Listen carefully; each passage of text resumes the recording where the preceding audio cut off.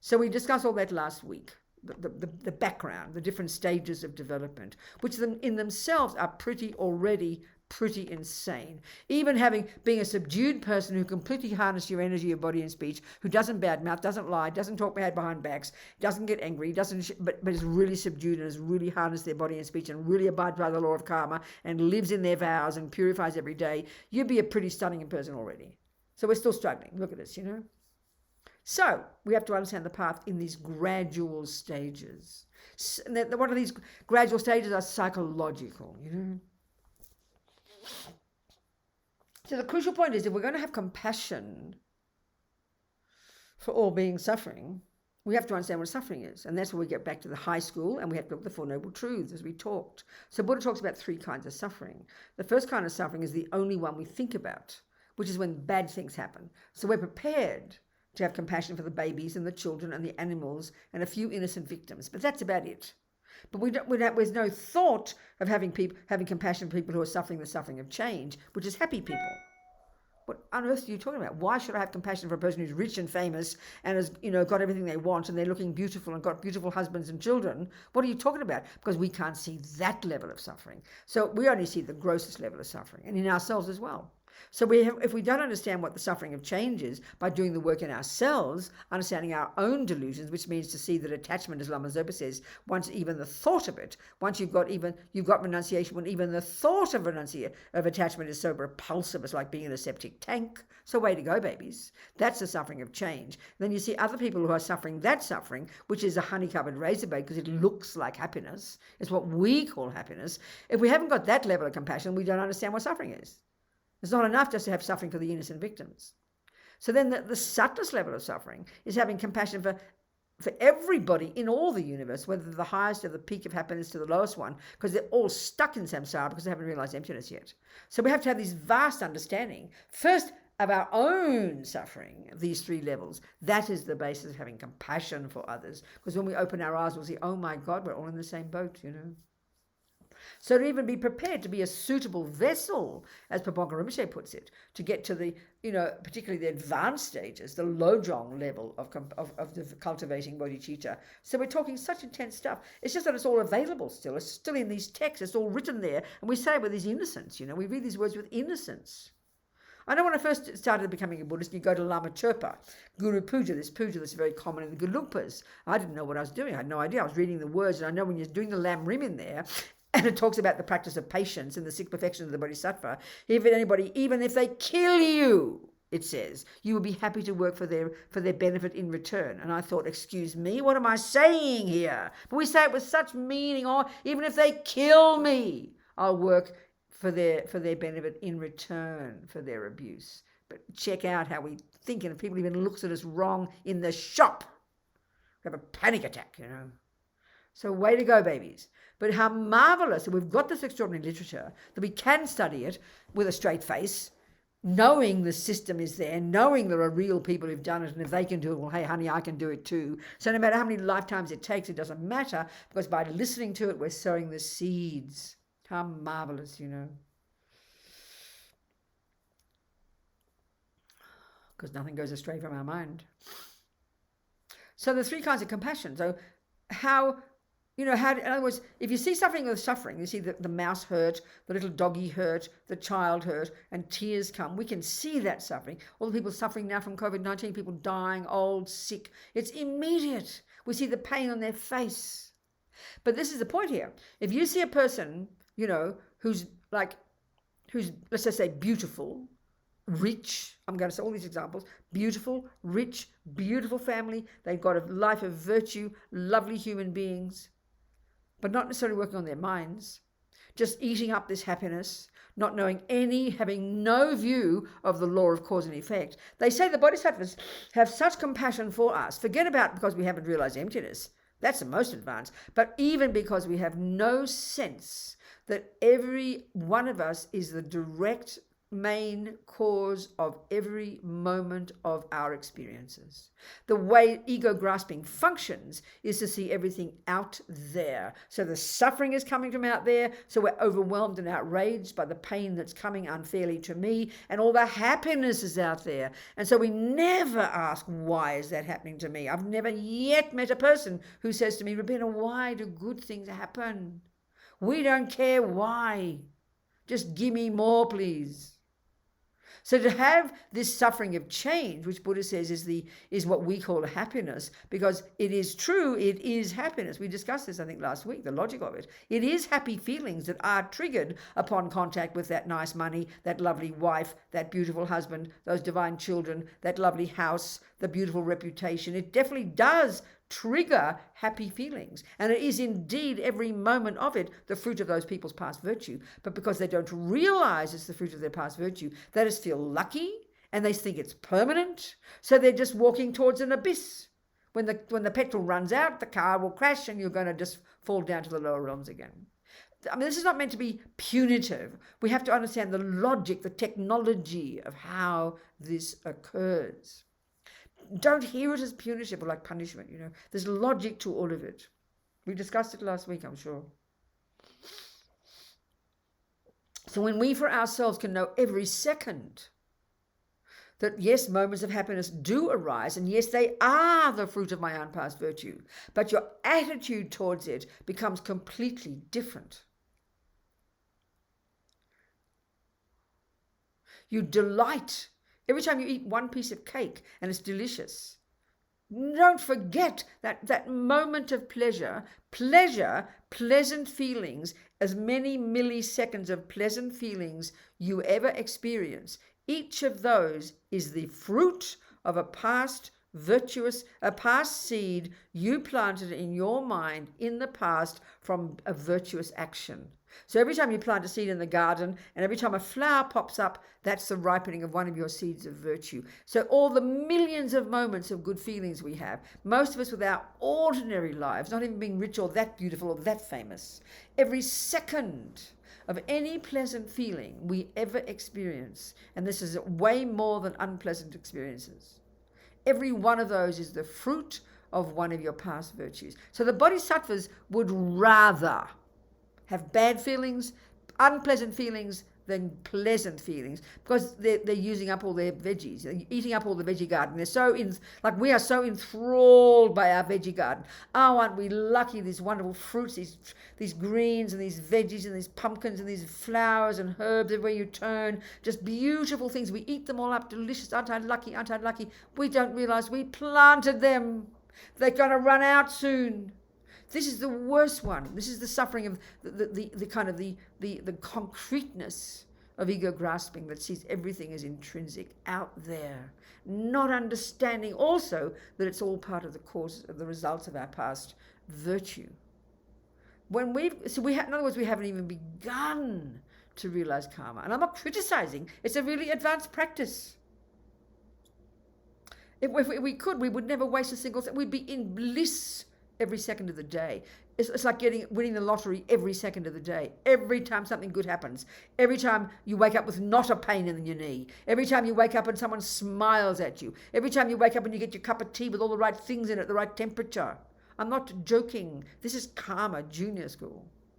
Then you get to high school where you just, we don't realize all this is the suffering of change. And it's not being cynical, but it's not being depressing. It sounds like he's being depressing.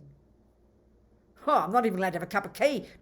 We're thinking, I'm not even allowed to enjoy cake. No, you're missing the point. He's explaining the technology of what that experiences are, what are the causes. And then our attitude toward them. So having the pleasure is not itself negative. Having a pleasure is magnificent. Aren't you fortunate? You created the cause. But what happens is attachment gloms onto it, and then, pisses it down the toilet. Because we misunderstand it. It's sort of like using a $1 million note for toilet paper. We don't get this. That's why we've got to study it and think about it logically. But he's not being punitive. He's not being heavy. He's not trying to punish us. But we hear it like this. It's very exciting to think about it, how marvelous how we create samsara, So understanding the causes of this, then you don't waste your life. Then you use up the virtue. You use the virtue, but you turn it into more, because you quickly sow more virtuous seeds on the basis of understanding karma. So this is where, I'm just chatting away things here. So if I cover all the points, I hope I do by the end of the time. But this is what's marvelous. This is what Lama Zopa Rinpoche never stops trying to get us to see. And it's hard to hear it, He says, do everything with bodhicitta. We go, huh? We don't know what he's talking about. So let's analyze what this means, because this is, once we get to the bodhisattva path, this is the saving grace. This is the miracle that can help us transform every single tiny action in a day into a cause for enlightenment. And I'm not being sarcastic. It's a technical point, but we have to understand it like that. Okay. We've got to go back to junior school to explain this. When we create karma, when we do an action, in order for one of those, the key function, the key role, the key player in the doing of the action isn't the hand that, gives the dollars, isn't the hand that kills the mouse to be a negative or a positive action. It's what's in the mind. You can argue that you could, I'm walking past a homeless person. There is no thought of giving 1 cent, but $20 falls out of my pocket. So in terms of an action, first in order for it to be a complete action of generosity, there needs first to be an object, in that case a living person, the homeless person on the gutter. Object of the action. The second, the crucial piece, is my mind involved in it. And there are 2 bits. Intention, I will give $20. And then motivation, compassion. Well, neither is there. I might even be thinking, I'm not going to give him any money. I might be thinking the opposite. Third, the money comes from the pocket and gets into the homeless person's hand. And 4, the result, well, you do the action, and then 4, the person gets the dollars. That's a complete action of generosity. So, like I said, there's a person there, but intention to give? No intention. Motivation? Well, there's no intention, there's no motivation. And I might even have been thinking the opposite. 3, the money falls out the pocket. 4, the guy gets $20. He's happy. What about the karma I create? 0. Mind is not involved. You could argue that. It's a bit more nuanced than that sometimes, but in general, the mind, intention, 2A is intention. I will give $20. In terms of killing, I will kill the mouse. That's neither good nor bad. Intention is not a virtue nor a non-virtue. The word intention not meaning what we mean by motivation. Intention is bare bones volition, I will. But what gives it the flavor, what causes it to be a negative or a positive action is the motivation. This is the point where you can start in the bodhisattva path. So the beginning stages of practice, there's no wiggle room. You just don't kill, don't steal, don't jump on the wrong partner. You harness the energy of your body and speech. There's no talk about motivation. It still plays a role, but there's just, you learn to be strict. You get some discipline. Now we get to the bodhisattva path. And when you get to the bodhisattva path, you also get to the bodhisattva vows, or 3 levels of vows in Buddhism. According to these 3 levels, first patimoksha, individual liberation, then bodhisattva, then the tantric. So a vow is a decision to refrain from something. Buddha absolutely loves his vows, okay? They even say that they're a subtle physical form visible to clairvoyance. And they're so potent, for example, the vow not to kill. Without the vow not to kill, I think we discussed this, it's only when you consciously think, I will not kill, and then having a good motivation for it, that you pop a seed of non-killing into your non-killing bank vault, and you need bucket loads of them just to get a decent another human rebirth. So the power of vow is such that 24 hours a day you've got that vow. You have vowed. You've knelt down in front of a person representing the Buddha to you, and you repeat 3 times, just blah, blah, blah, blah, I will not kill from now until the time I die. And so that vow in your mind stream is said to be so powerful that 24 hours a day that you're keeping it even without thinking about it, without any motivation, while you're asleep in bed, while you're in the pub having a drink with your new boyfriend. 24-hour days, that vow is pure. You're ticking over virtuous karmic seeds of non-killing into your bank vault. So in other words, to have the life we've got now, the Lama Zopa would say, is impossible without having practiced virtue within the framework of living in vows in the past. Just being good is not enough. This is a technical point. So Bodhisattva vows are even more amazing. We carry those from life to life. They're so potent. But the crucial point about the Bodhisattva vows is, the key thing with not killing, not stealing, not lying, you basically break it if you do it. But here, they're also not this and not that. A vow is to refrain from something. And these are all, this level of morality in this level and the first stages of the Bodhisattva path up to the accomplishment of Bodhicitta is called the practice of the morality of restraint, refraining from harming. You're disciplining your body and speech, right? And eventually your mind. But vows are about body and speech, not about mind. Excuse me. So the second one, the Bodhisattva vows, there's lots more of those. Don't this, don't that, don't this, don't that. But the key factor here is the motivation. That's what's much more powerful, more spacious. So the point of these vows, so what I'm getting at is the motivation one. So therefore, there's space within the Bodhisattva path to do an action, even one that harms another, if you truly do it with the most powerful motivation. And we cannot play with this. This is talking high level, okay? You'd actually have a vow in the Bodhisattva vows to break an earlier vow if it were truly for the benefit of others. This demands some kind of wisdom. So we can't just play with that. That would be beyond outrageous. So also you only break these vows if you check the motivation was wrong. So for example, also the point of the first level of vows in the refraining from harming others level of practice, which is junior school and high school, first and second scopes, the main purpose to not kill, not steal, not lie, not steal, is to protect you from future suffering. Of course, the rats and roaches have a party, as Lama Zopa says. They get the benefit. You leave them in peace. But the purpose behind the lay vows, the monk and nun vows, they're for our sake. They're to protect us from creating more negative karma. Now, the energy behind the Bodhisattva vows, it continues to be not doing this and not doing that, and don't do this and don't do that. But the purpose of this now, because we've become more expansive, is to help us break down the barriers that delusions have created between self and other. We're moving towards bodhicitta, So here also the general attitude is one of trying to have this thought of bodhicitta and making that your motivation for everything you do. That's the miracle. So the point is this. Again, if we can go back to karma, excuse me, I have to blow my nose. Always blowing my nose, forever blowing my nose. I don't know, it's Santa Fe apparently got 4 billion tons of pollen in the air or something. That's my number. I made that up. And I'm getting asthma here too. I got it the first time ever in 2013 in Brazil, and then in India, and then it stopped. It was popping up again in Santa Fe. I'm always complaining about my health. I'm so sorry. But I'm trying not to complain. I'm having a happy smile. Look at me. Whatever. Maybe it's all those 80 Marlboros a day coming back to me. Perhaps it is. Perhaps my lungs have woken up and discovered the abuse I did to them 50, 60 years ago. Okay.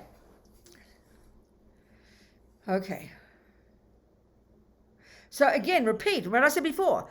The main factor that determines the character of the action you do, which determines the seed you plant in your mind, which determines the fruit, is your motivation.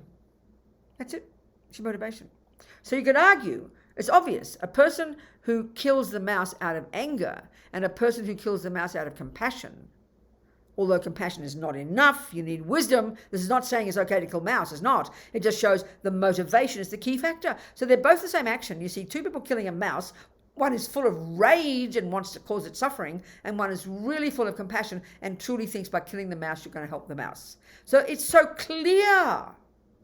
The attitude of the mind is different. They are the key factors. So nothing's set in stone.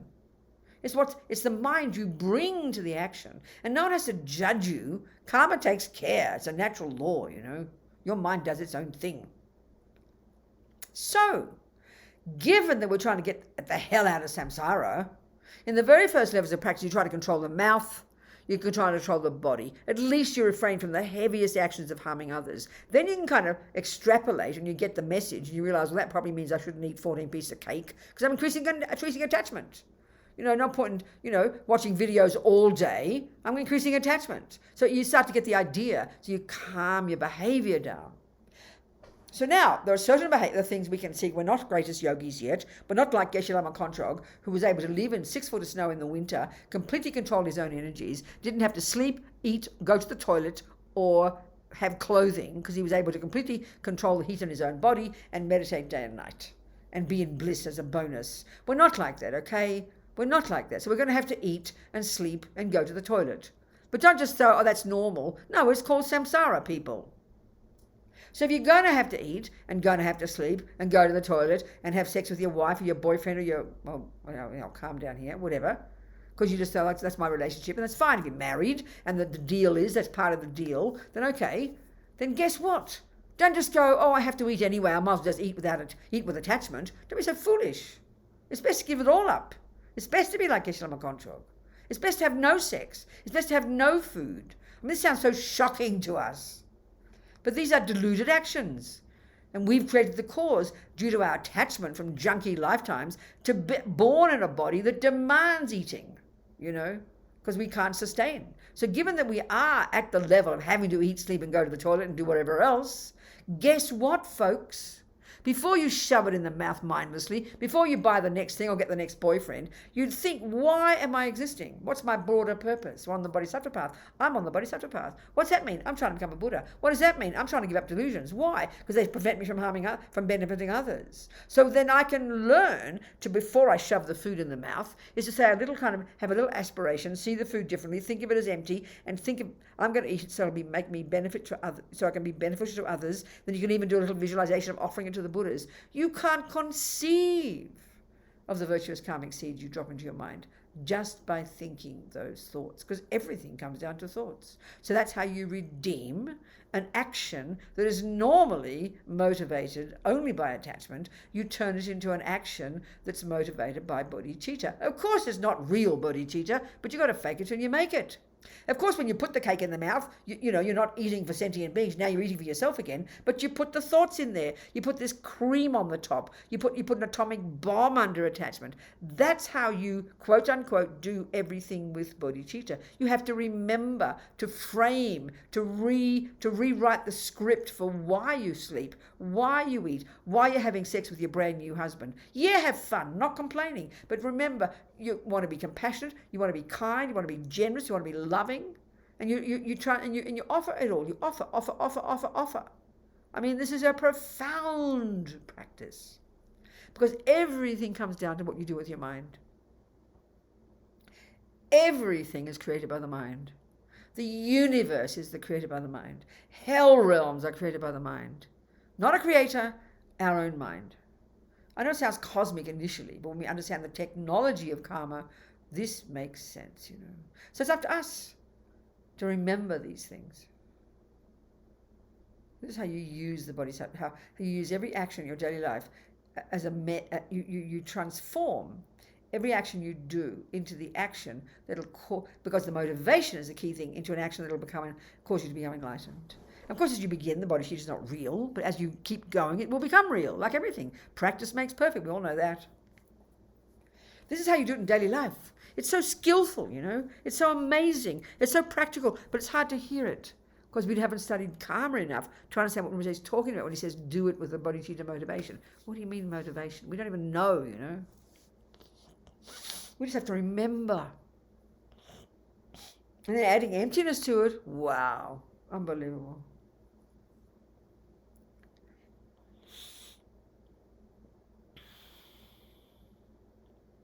So I think it'd be good, just different things at different times. I mightn't go in order everywhere, but let's go through. I don't think we've been through the 8 verses of mind training, have we? We didn't do that last week, did we?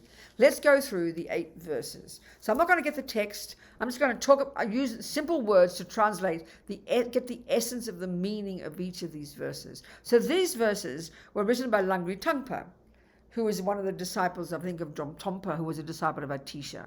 And Atisha was an amazing being who spent years and years in Indonesia, in Sumatra, one of the islands there next to Java, and where Vajrayana was flourishing way back, 11th, 10th century.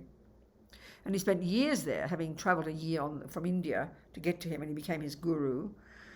And then he went to Tibet. I don't know the order of all that. I don't know the history well. And he was a great Nalanda scholar and yogi, Atisha. And then he spent the last years of his life in Tibet. He kind of revived Buddhism in a way, wrote millions of texts and everything. So he brought with him these practices, this approach to this outrageous, radical approach to accomplishing bodhicitta. That's called lojong, simply meaning mind training. But, it's just used that way. But it's actually this more radical approach that is that especially utilizes the practice. It's the general attitude of utilizing all the problems of life as grist for your mill. In other words, as we would say in daily life, seeing things as a challenge, not as a problem. It's a good way to put it.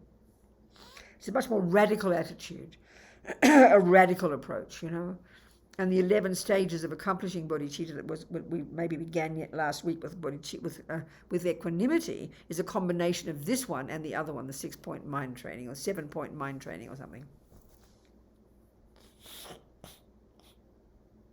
So this one includes all those practices called transforming problems into happiness, using the difficulties of life as for your own benefit. So there's clear logic to this, but we've got to understand it. Otherwise, it just sounds like you're being a martyr, And these 8 verses is a complete example of this genre. And in the beginning, it was kept secret because these practices are insane, like completely opposite to the world. I mean, I joke, and like the second verse, for example, I joke and say that your therapist advised this particular piece of advice here. You could sue them for abuse, You'll hear when I say it. So just in general, what is the logic of transforming problems into happiness? Why would, as Ramazopa says, why would we try to cultivate the view of being happy, of liking problems like we like ice cream? He uses very blunt, wonderful, extremely simple explanations. In other words, why would we want to be glad when attachment doesn't get what it wants, which is basically what a problem is. What is a problem? It's so simple. A problem is what your attachment doesn't want. It's very simple. So what is that? When a person is mean to you, when you don't get what you want, when you've got sickness, when people accuse you of something you didn't do. I mean, it's really simple, ordinary life. The very first level of practice is shut your mouth. Don't say anything and don't do anything. Control your body, control your speech. The next level of practice is unpack and unravel the logic of all these experiences, understand karma, and due to negative karma, this is happening to me, and now you want to change your mind. Here, the much more radical practice. But these bodhisattvas, all these beings on the way to bodhisattvas, would rather have a problem. They're not masochists. So it's very clear logic. We have to understand it. From the beginning of the path all the way to the last second before Buddhahood, the job you're doing is precisely one job or 2 jobs: lessening delusions and growing virtues. That literally is it. The word Buddha tells us this. When you finally achieved Buddhahood, what you've finally done is you've eradicated every millimeter of any smell of any delusion at all, completely from your mind. So that the etymology of Buddha, you've eradicated all delusions, all imprints of delusions. And Da indicates you've developed to perfection the wisdom and all the virtues. This is almost such a simple concept. It's a revelation. And this tells us exactly what being a Buddhist means. Exactly and utterly. So it implies from day one, as much as we can, the job is to lessen the delusions and grow the goodness until we've eventually perfected. It's so simple. It's just that it's an extremely long time, several lifetimes to do the job, because the delusions are so entrenched.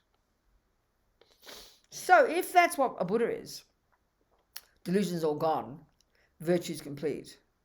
And if a Buddha is then perfectly, it's like I think I tell this story, but years ago I gave a talk at the Catholic University in Melbourne, my city in Australia. And until the last minute I got there that morning, I had a 20-minute slot. I didn't know what to talk about. I just had no idea what to talk about. So I looked up the dictionary for the definition of God. And it was 3 qualities. Omniscient. All our words are fancy. As soon as they're fancy, they're Greek. It's so ridiculous. That's not Latin, is it? Maybe that's Latin or Greek. It's so ridiculous. Our Latin and Greek, so ridiculous. As soon as it's fancy, you turn it into Greek. All our illnesses are in Greek or Latin. Schizophrenia, bipolar.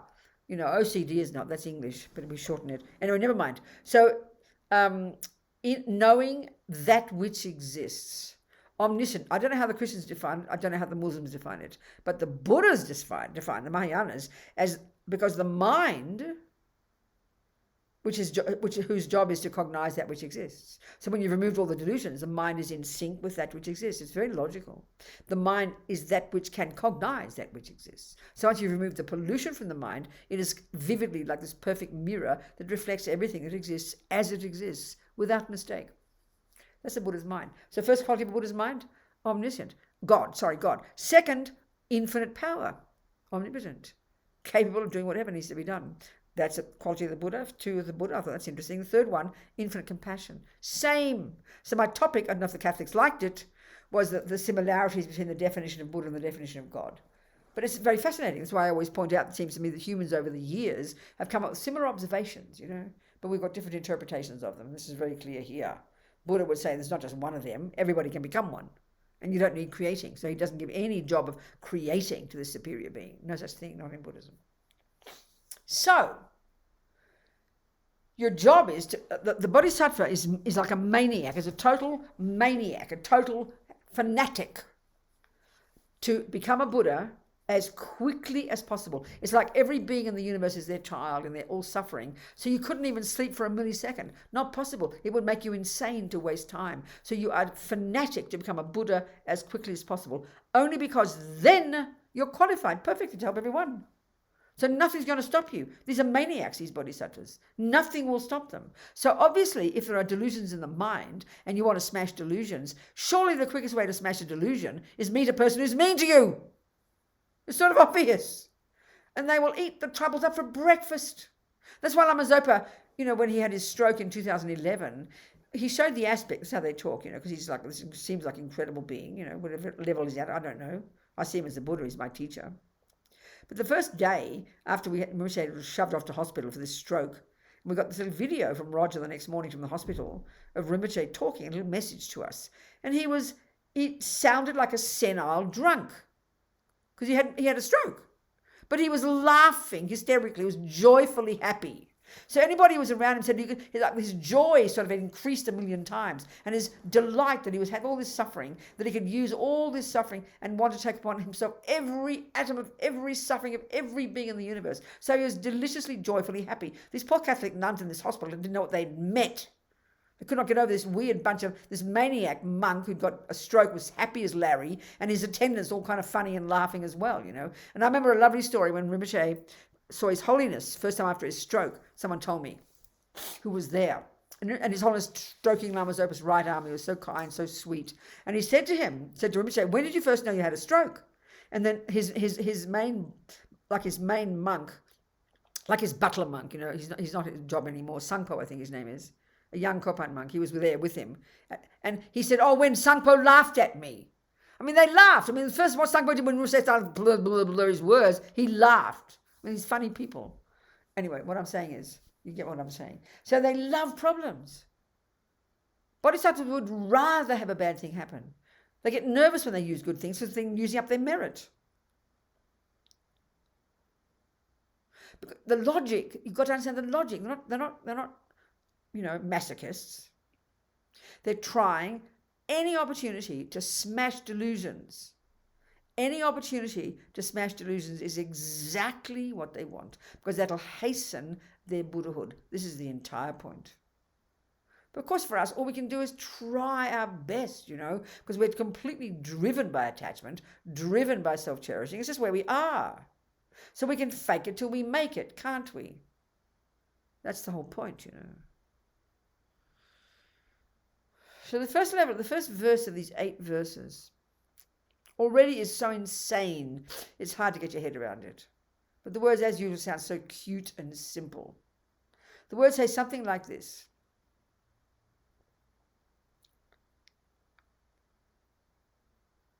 Now I forget. What is it?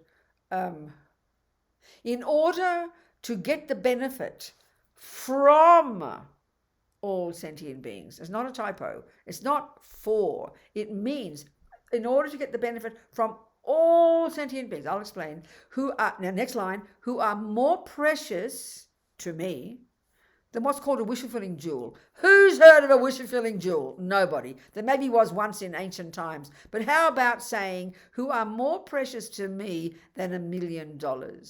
Please hear those words. I'm sorry. Maybe your precious baby. Maybe, if you had the chance between getting $1 million and an ant dying, I don't think there'd be any choice for most people. Excuse me, hear the point. But these beings at this level, every sentient being is more precious than $1 million. That, to me, you can't get your head around that. This is the first of the 8, and each verse gets worse, I promise.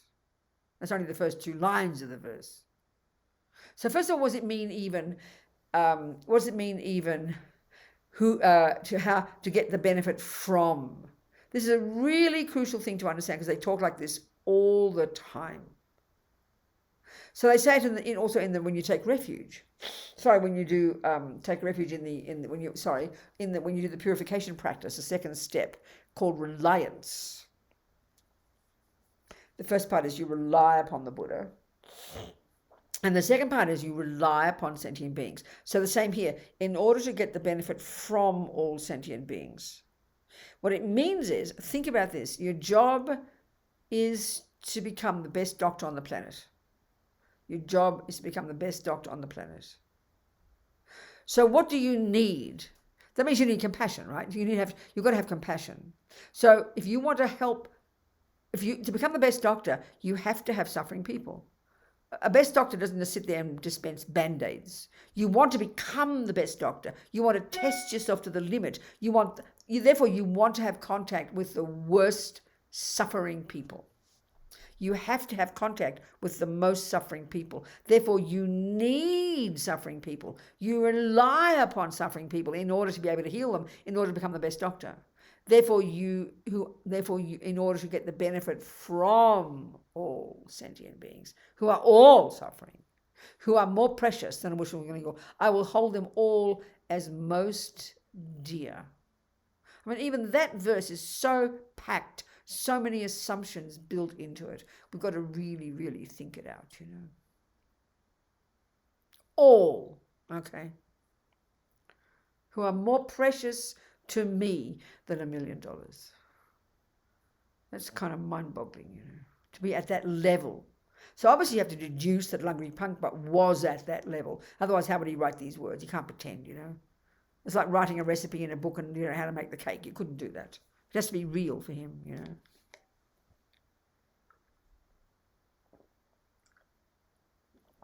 The next verse says, this is one you can sue your therapist for.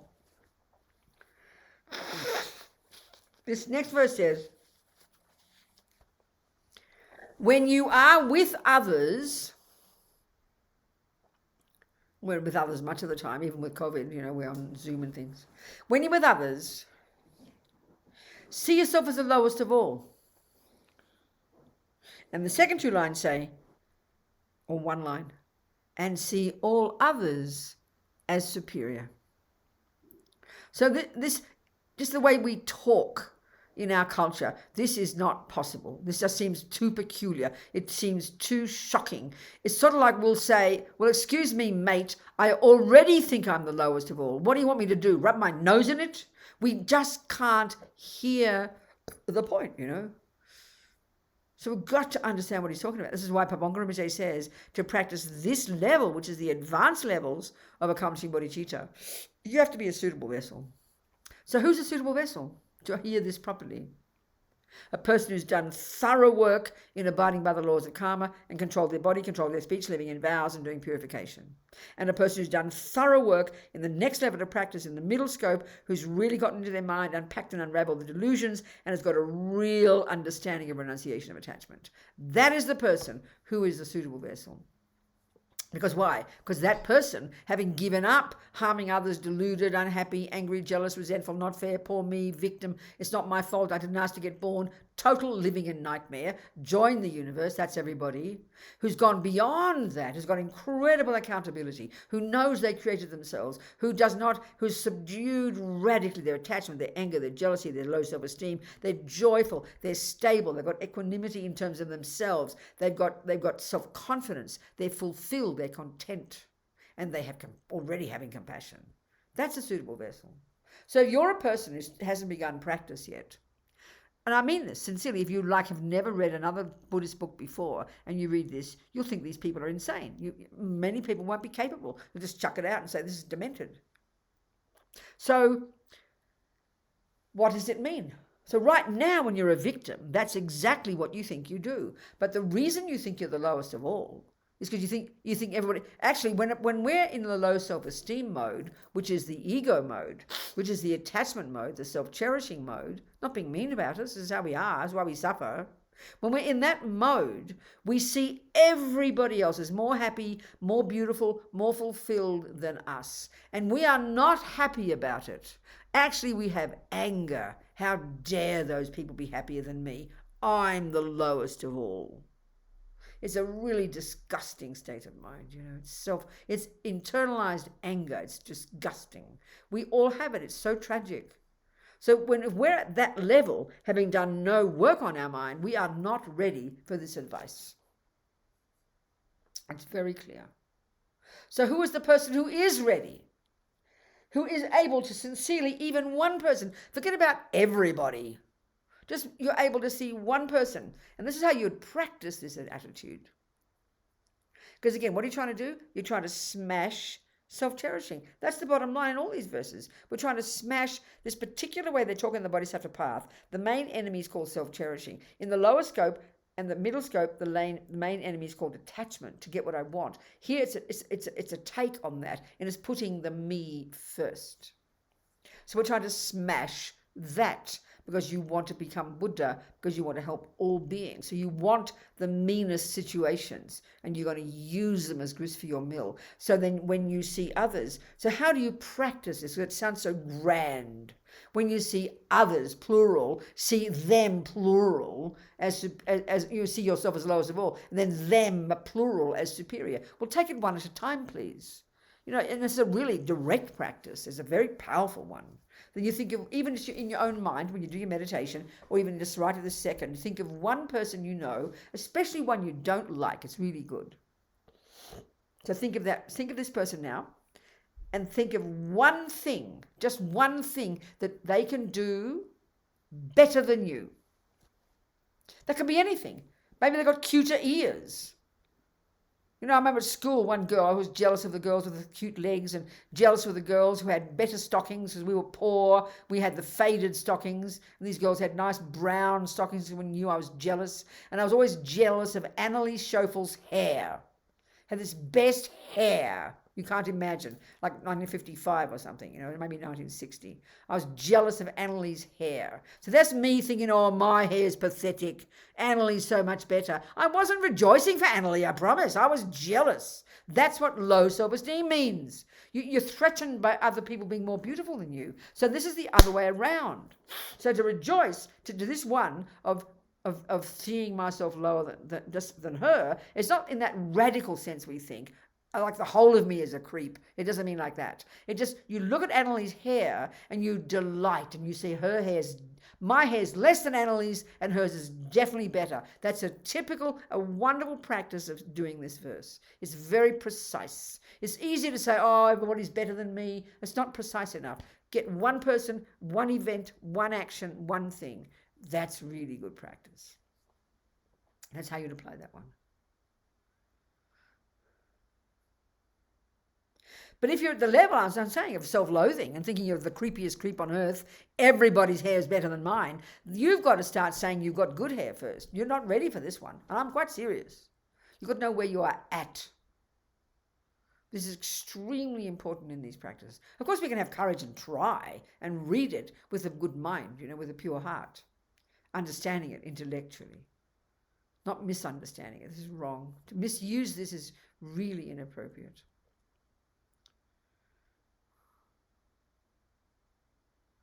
Any questions so far? So please ask me your question, sweetheart. Okay, thank you. So you were saying earlier, like, we're lucky if we have somebody in our life who is mean. So when somebody is being mean to me, what should my thought process be at that time? Okay, so based on how should I train my mind? No, exactly. So I've been trying to say that the last hour. So tell me what you've heard. Tell me, I'm not trying to test you, but this is the point. Tell me what the reason, why would it be a good thing? Why are you trying to see this as good? That'll answer your question. What's the logic that I've been trying to describe for the mind of the person who's trying to become a bodhisattva? Why would they want to be glad when something bad happens? What's the logic behind it? From what you've heard. Well, so I heard a couple of things. Yeah. So, to transform the suffering into happiness, and also to plant seeds in my mind so that I can eventually become a Buddha. Yeah, they're not wrong, but they're not the actual point. So let's just say you're trying to become, I always use Lance Armstrong. I know he's a naughty boy now. I use Lance Armstrong just as a samsaric, an ordinary example of a person who was a fanatic practitioner of cycling. So for him, he wanted to be the best cyclist on the planet. Would you agree? Yes. And he wanted, therefore, this is the simple example, the analogy. Therefore, he welcomed every high mountain, didn't he? Right. He was delighted by the high mountains. He'd rather have the challenges and the stress of the high mountains than just relaxing going downhill. Why would he be happy in the face of pain? That's the exact analogy. A mountain for us on our bikes, it's exhausting, and you'd immediately want to stop and then just go downhill again, wouldn't you? Yeah. Normal person, because you can't stand the pain. They can't stand the pain, right? You agree? I agree. So for him, he wanted to be the best cyclist on the planet. And so meeting a problem like that was a delight for him. That's the bodhisattva. They want to smash every delusion, every bit of anger, every bit of jealousy, every bit of resentment in their mind, because the Buddhist analysis is they can be removed. And when they're removed, then you have this brilliant wisdom and brilliant compassion and effortlessly able to benefit others. So every opportunity, we say it in our world. People say, see bad things as a challenge, not as a problem. In other words, it's a part we all know in our own lives, honey. We all do it. When things go wrong, if you're brave enough, if you interpret it a better way, you actually learn something from it and you become a better, braver person. Everybody talks that way about their suffering. Do you get the point? Yes. That's the attitude, darling. In other words, but the specific point is every time someone is mean to you, every time something goes wrong, every time the bank doesn't give you the credit, every time you have a pain in the knee, instead of the usual response, which is what we talked about back in earlier teachings, the usual response, the millisecond, this is the primordial basis of it all in Buddhist analysis. Every second we get what we want, we call that's getting attachment, get what it wants. Attachment's the junkie in us that only wants the nice things, and then we get happy feelings. That's our life. So we rest on our laurels. So every time you get a thing that attachment doesn't want, that's what's called a problem. So then we get angry, and then we just increase our misery. So here we're trying to smash anger and smash attachment, which means we're going to welcome problems. That's the actual logic of it. But honey child, we can see this is not easy, so we've got to know what we're capable of. If I'm in an abusive relationship with some maniac man and I'm a complete victim and I've never done any work on my own mind, this is not my practice, baby. My practice is to have enough courage to stand up and say, okay, I'm out of here. So it's all a question of levels of degree of what practice. And in one day, there's many different practices. For example, if you've got a kid and your daughter, and she starts abusing you, this is not your practice. Your practice is to discipline her.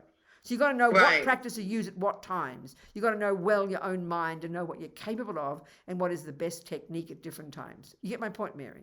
I do. Yeah. Thank you. All right, darling. It was a very good point. Thank you. Thank you. What else, people? I have a question. Yes. This is Lynn. Hi. Framing what I do with a bodhicitta motivation feels like I'm trying to get away with something, like watching Netflix for several hours in a row. Okay. And I know I'm going to do that. So how can I really say, oh, may this be a bit, do you know what I mean? It feels like I'm lying. And whom are you lying to? Me. And okay. So stop. Wait. So you're assuming, we're assuming here that you're an ordinary samsaric person, right? Is that true? Yes, sir. Okay, yes, that means you're not like Islam Controg, who doesn't need sleep, Netflix, drugs, sex, rock and roll, food, or anything else. So we're recognizing that we're not at that level. Would you agree? Yes. And we recognize we're going to eat, sleep, relax, go to the toilet, watch Netflix, go have coffee with friends. Would you agree with that? Yes. And they're called actions normally without consciousness. They're motivated by attachment. Would you agree with that? Yep. So you're accepting that you're in that level right now, and you can't suddenly stop sleeping overnight and stop giving up. You're not. But I mean, so okay. So first of all, what's stopping you from having the thought? I am in samsara. I am got attachment, and I am at this level, but I do want to go beyond it. Do you ever say those words to yourself? Yes. So you're sincere that you do want to give up attachment. Yes. You're sincere. Lynn, Lynn, just answer my question. You're sincere in your wish to give up attachment, as well as Yes. you can, according to your pace. And you're also Yes. sincere in wanting to develop bodhicitta. Yes. Okay, so you're making a decision, I'm going to watch Netflix. Yep. And there's two choices. One is to make it a negative action, and one is to make it positive. Which would you prefer? The positive. End of discussion, dear. So shut up. But how would you just Lynn, phrase it? Lynn, I'm not going to spoon feed you. I mean, I'm not being rude to her. She's my dearest friend. No, Did you hear my words or not? Repeat back to me my question. The most recent thing. What did I ask you? Tell me exactly. This is using logic, Lynn. What did I ask you? The most recent question. And you said, of course, I would rather do a positive action.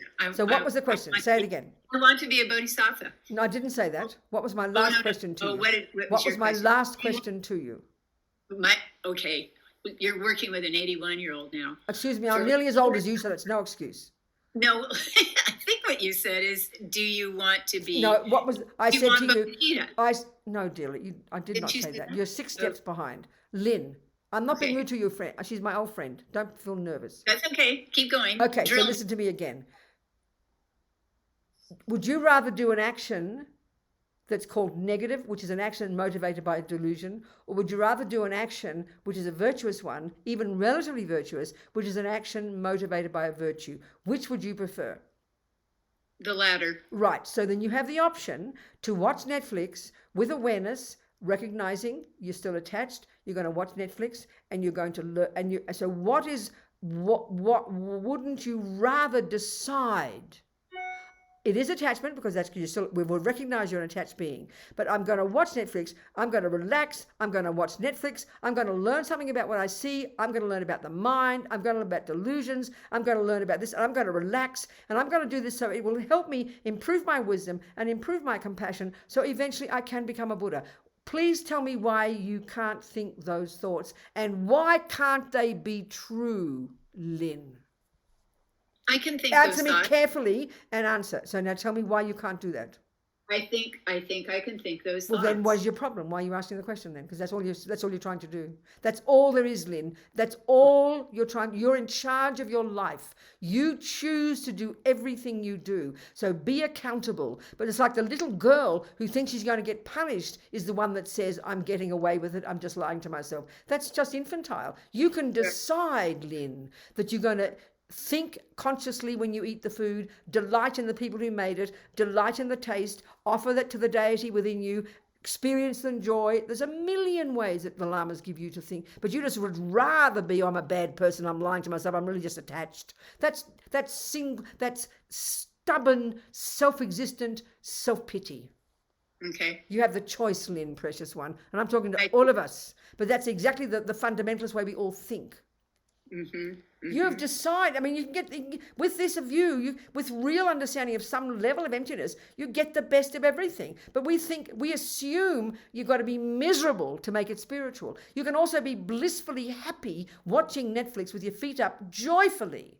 Thinking, watching every single thing you see. They are human beings. You see delusions, you see virtues, you can rejoice, and you can, after 2 hours, 6 hours of Netflix, you could then learn something about the human mind. Who says you can't do that, Lynn? That's correct. So it's a question of being conscious and accountable and a grown-up, darling. Then you make everything virtue. How silly not to. Okay. Thank you. Does it make sense? Because everybody has this question, because we're all fundamentalists. We think we're supposed to suffer. Oh, I shouldn't watch Netflix. Oh, I shouldn't enjoy food. Oh, I shouldn't go to sleep. And we go mad. That's a completely wrong view. It's a totally wrong view.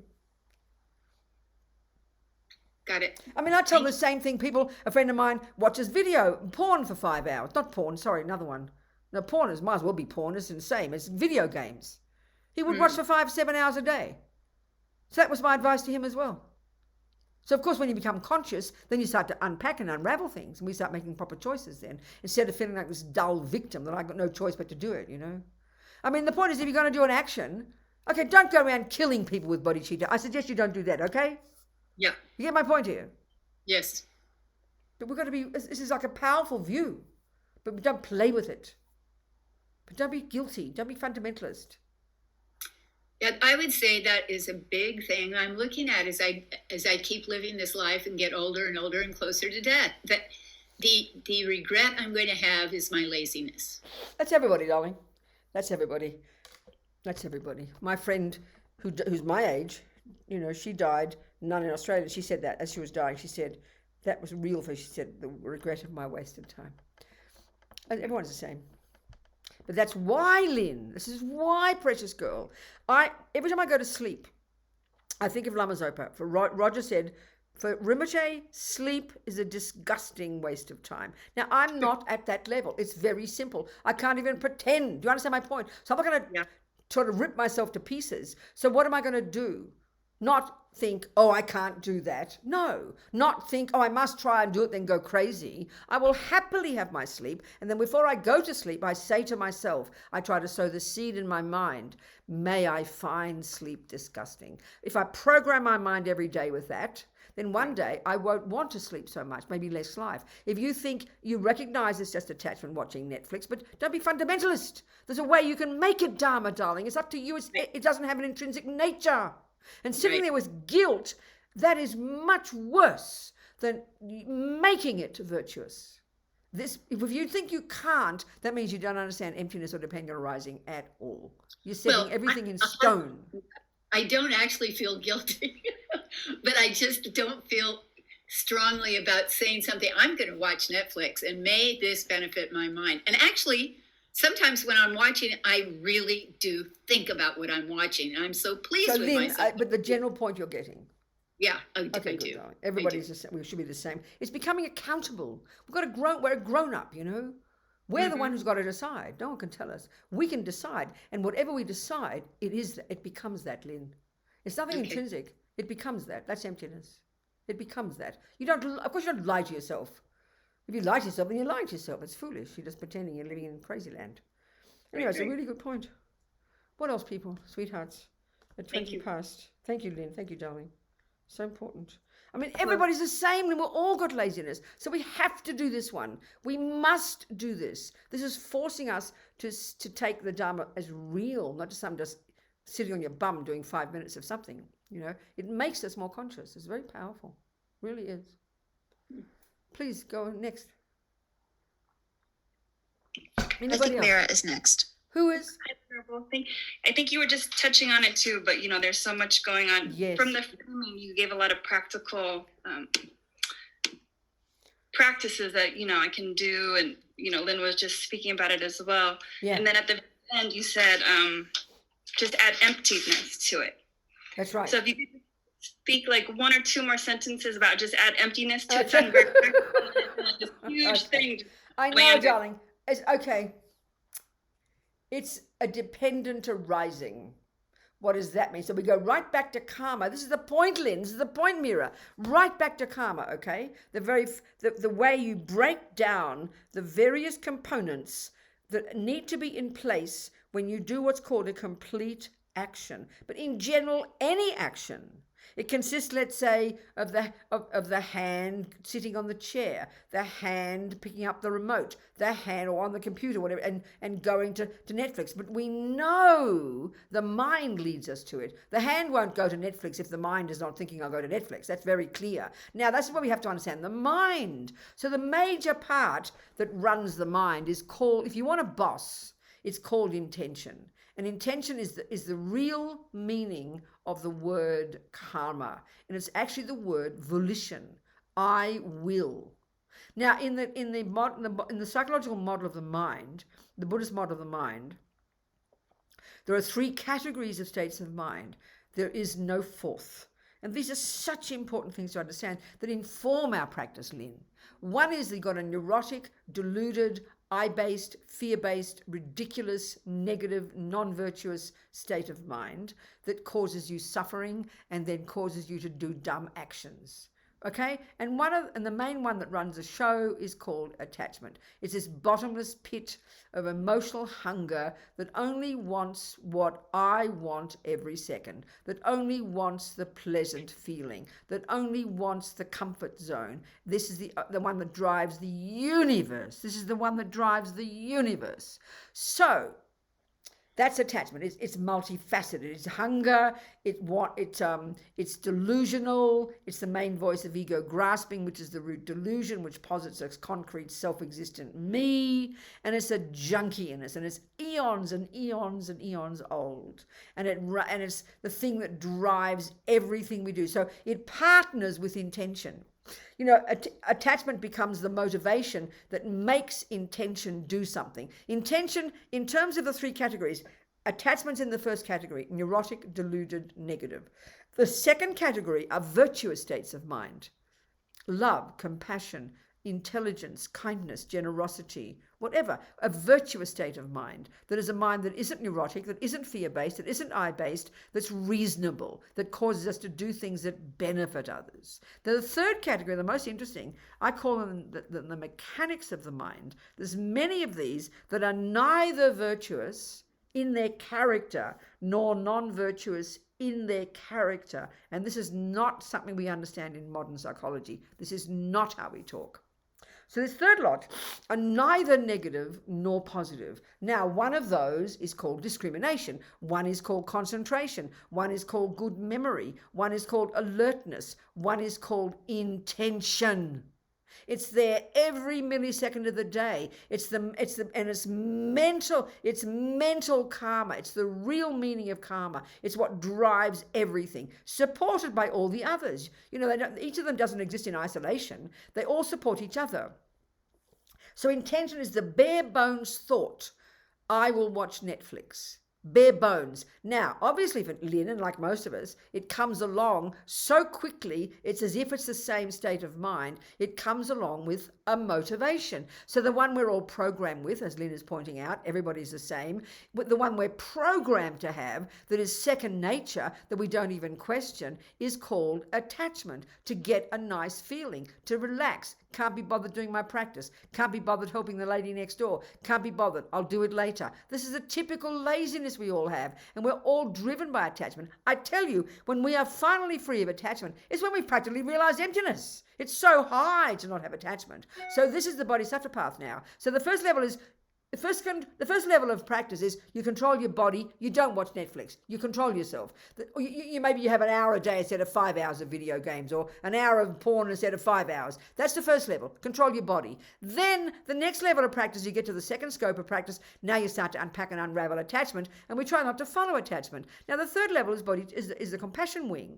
So we're already trying to harness our body and harness our speech and harness our mind. Great. Lynn is doing that. She lives in Vows. So be happy you're living in Vows, Lynn, because that's creating bucket loads of virtue on top of everything else. So then you get to the Bodhisattva path. You've got this extra little thing that you can learn to use, given that we're not out of samsara yet, that we're still watching Netflix, that we're still having our nice boyfriend, that we're still having a beer in the pub, and that we still have, food and sex and drugs and rock and roll. At least we don't kill, steal and lie, or still kill, steal and lie. Already we're pretty good. We're not being terrorists and rapists. So we've got to harness the rest of our energy, but we're still going to do some of that because we're not like Geshe-Lama Kontrak up in the mountains. So then so you're going to do it, as I said to Lynn, finally, given that intention is merely I will, the thing that drives it is attachment. But who says, you who are in charge of your life, who says you can't decide? I think I'm going to add some bodhicitta into this. I think yes, I've got attachment, but there's space for some kindness. There's space for some bodhicitta. I'm going to decide that I think I'm going to make the most of this show and see if I can learn about the mind. And meanwhile, I'm also going to relax and put my feet up because I'm working hard and I'm trying to help others. And I'm going to make the most of this to learn about my mind as well as have fun. Where is it saying you can't do that? Now, that's so far up to what we've said. We're in charge of our lives. Now, the real point is, where Lynn's talking, which is like all of us, there's an assumption in Lynn's mind that watching Netflix is bad. It's an action of laziness. It's just wasting time. It's driven by attachment. Yes, it's driven by attachment. Yes, tick the box.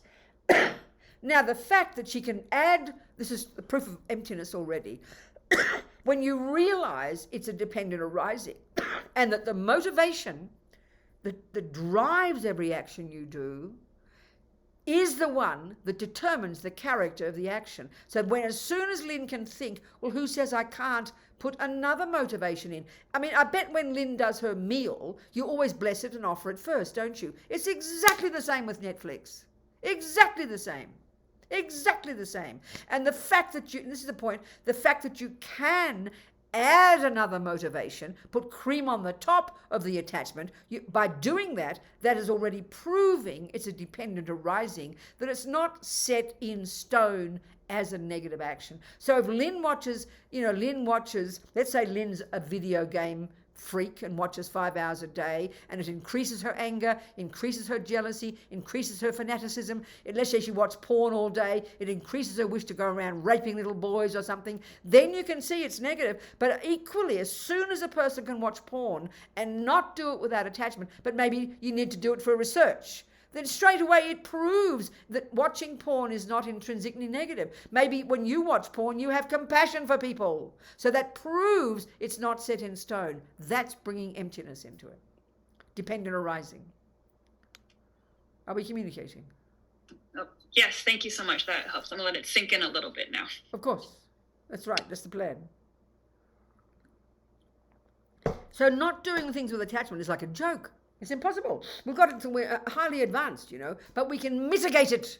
That's the point.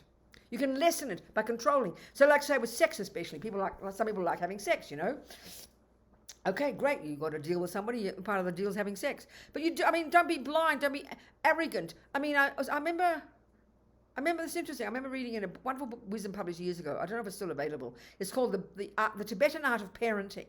Some American mommies, interviewed some Tibetan mommies about how they get ready to have sex to prepare to get pregnant, right? So, of course, because they're Buddhists, they don't think they make a baby. I mean, how arrogant can you get? You make a baby.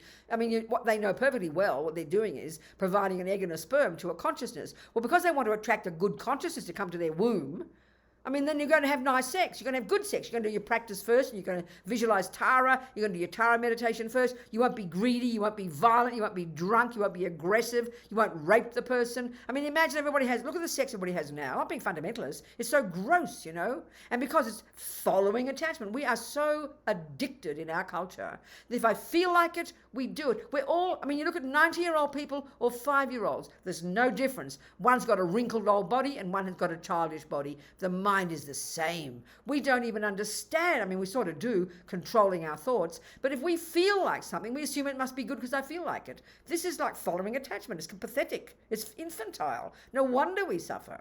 So then doing something with the right motivation, knowing there's attachment there, But you mitigate the attachment by doing it with a good motivation, by wanting to be loving and kind. And that doesn't mean you don't have good sex. It doesn't mean you pretend to have sex because you don't want to be attached. And that's where you also have to understand, this is another whole discussion now, this is like the tantric path.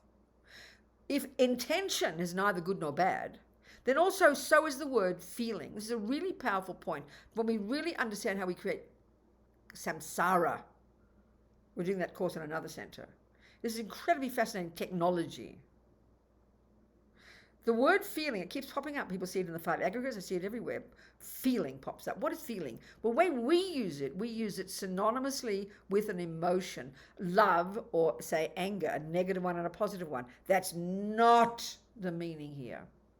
The meaning here, when we get this, we can really start to unpack our actions, Lynn.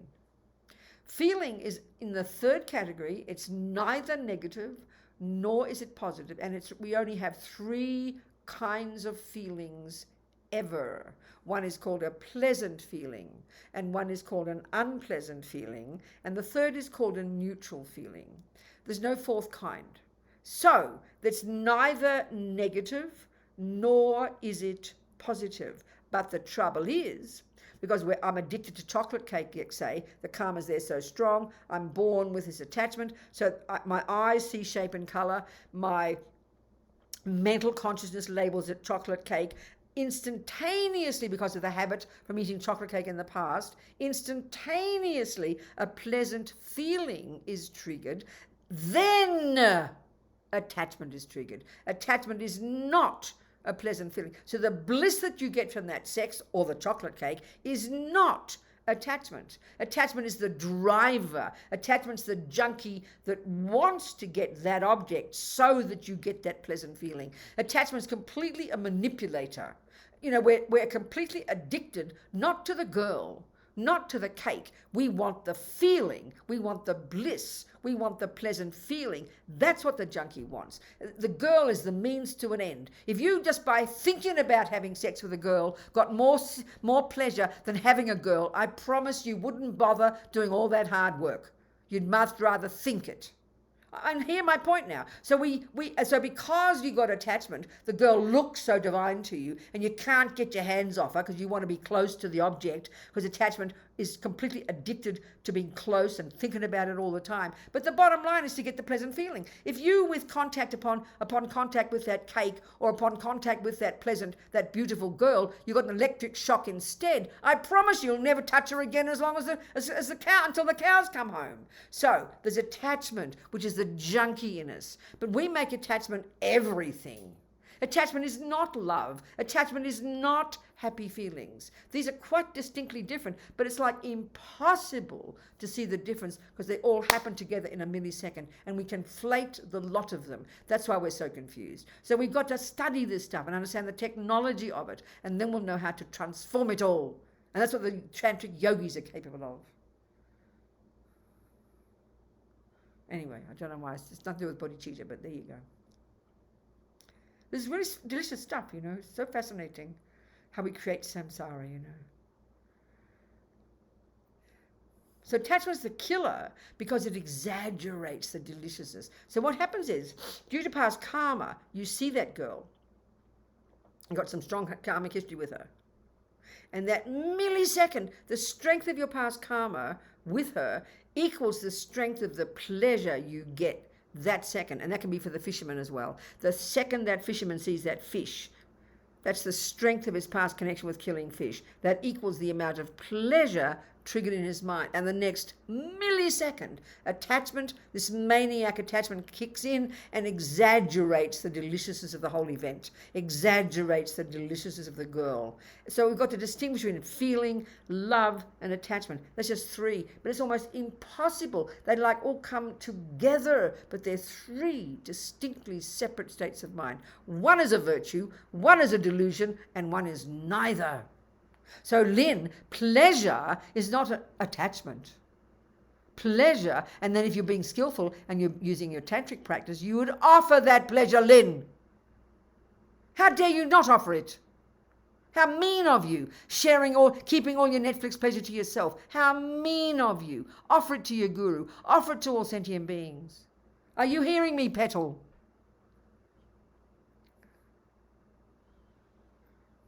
Yes. Good. I hear you. Good, darling. Thank you. Thank you so much. So we be skillful. You know, controlling attachment means don't shove every piece of cake in your mouth. Controlling attachment doesn't mean just watching Netflix when you feel like it.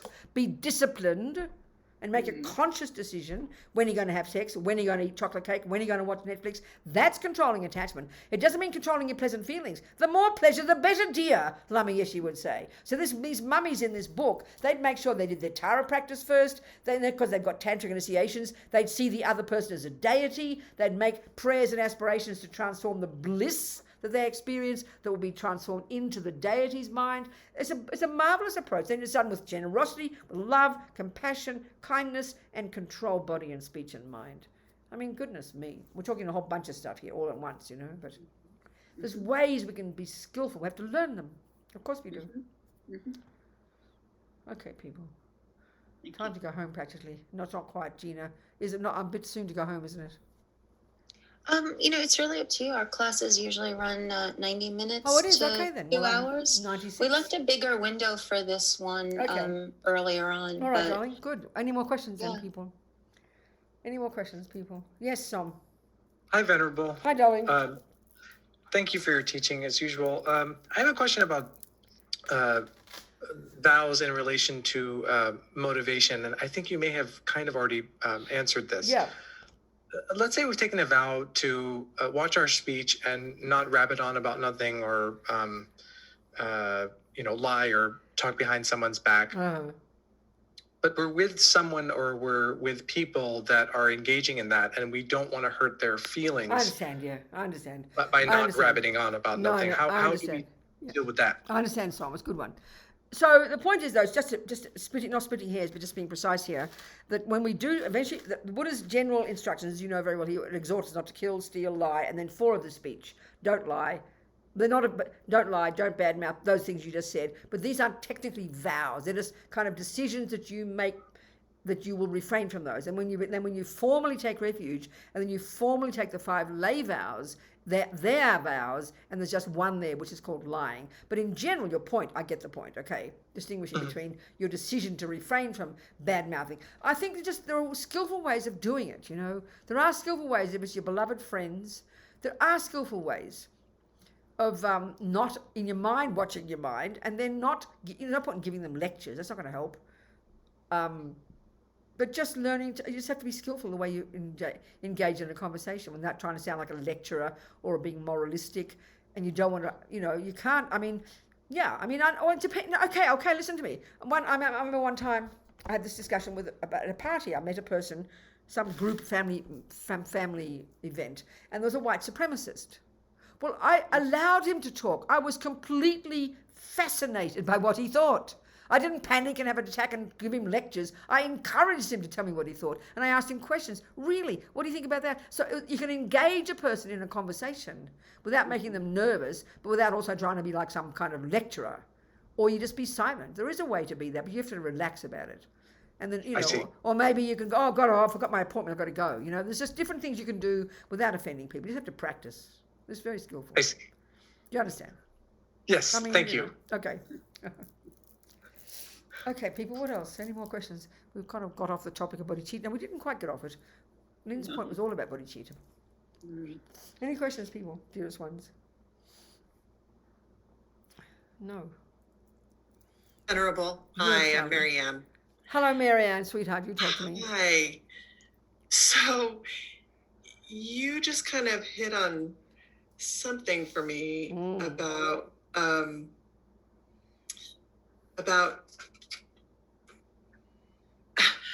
how fundamentalist I really am.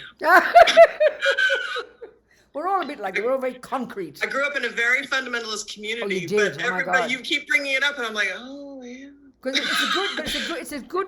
it's a good way of describing the way the Buddhists would talk. One function of this ego grasping is to be very fixed, very concrete. Yes. I'm right, you're wrong. That's fundamentalism, baby. And we've got a tendency for that, haven't we?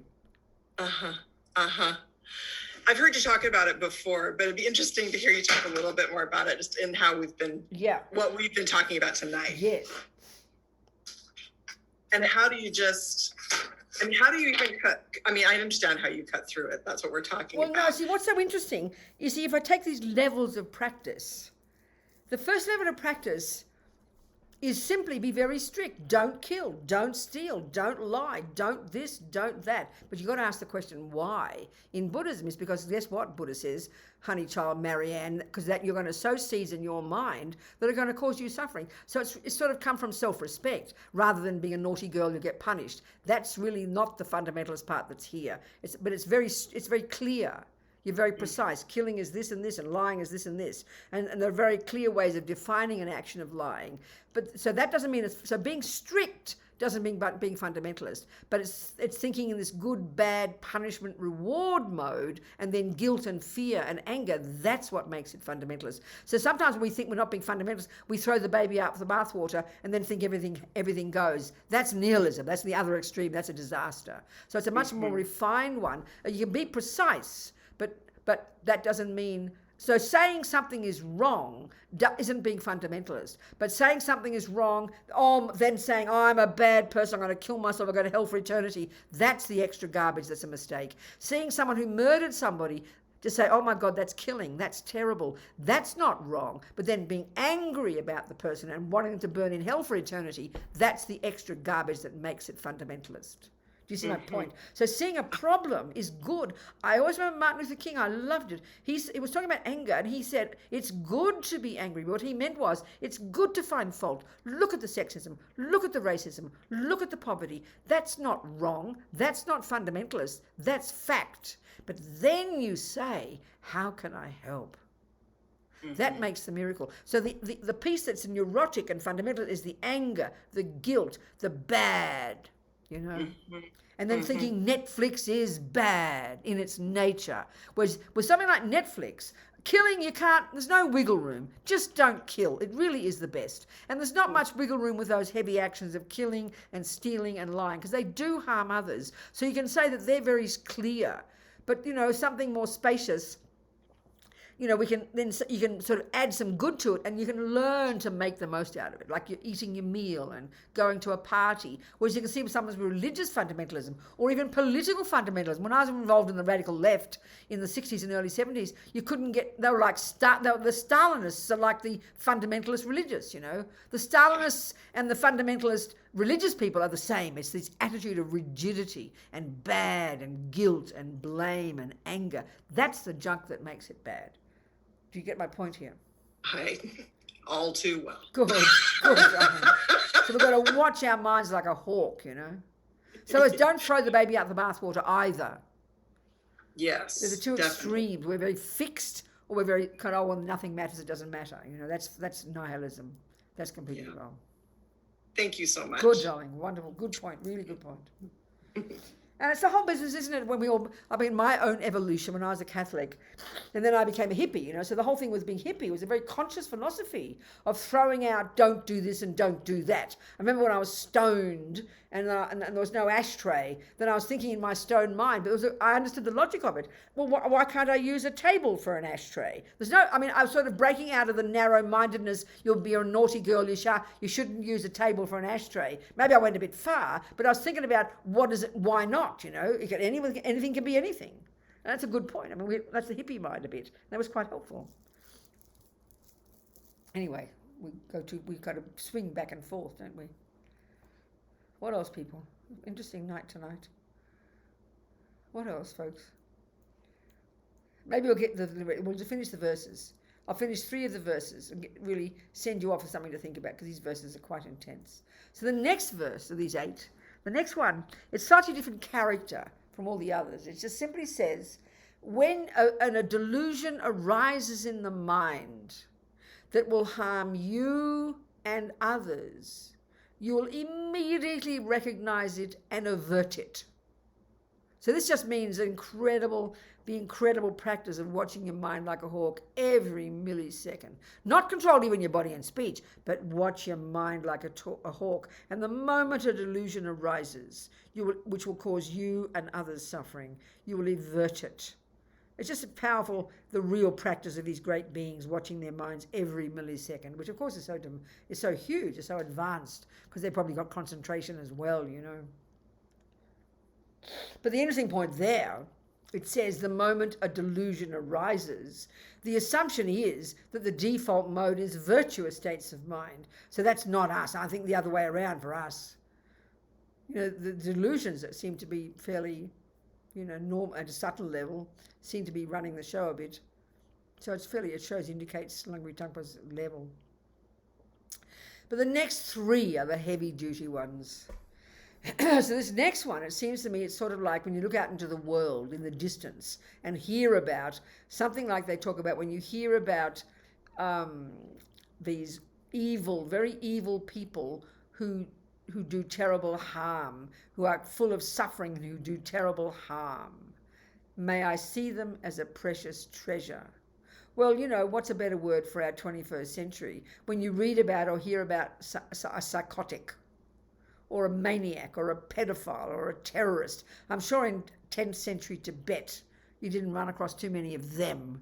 So in these verses are coming back from the 10th century. God knows what he would have said now, poor old Langri Tangpa. But I think this is like a normal thing that the world is just driven by and all it is mental illness. I mean, all these poor young guys running around shooting, their poor demented minds. There's the guy who killed all those those ladies, and then the latest one. When you read about them, they're out of their brains. They are psychotic. They are completely insane. They're totally demented, suffering, painfully suffering human beings who do terrible harm to other people.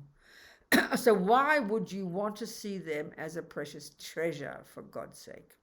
It's the same as all the other verses, because naturally that kind of person would arise disgust and horror and aversion and even anger in our mind. But because we're trying to smash delusions and have unbelievable compassion for every living being, then that reason will see them as a precious treasure, because it's triggering in us the wish to want to have compassion for this person. We understand karma, we know why he's doing it, we know the terrible harm he's caused to others, and we know the unbelievable suffering he'll have in the future. So it'll be the basis of getting compassion, but to see as a precious treasure, because again, it's meeting an obstacle and you're turning it around into your path. The next one is a bit closer to home, it seems to me. The next one says something like, this is sort of like at work, I feel.